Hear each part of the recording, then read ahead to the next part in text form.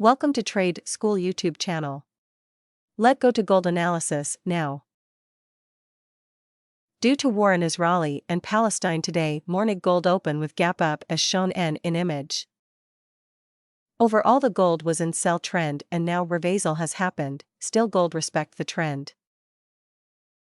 Currently gold was in monthly resistance area and weekly resistance area, so we can focus for sell from here in the range of 1854 to 1855. We marked the buy zone above in the range of 1832 to 1835. If gold gets down we can focus for buy from zone with proper stop loss.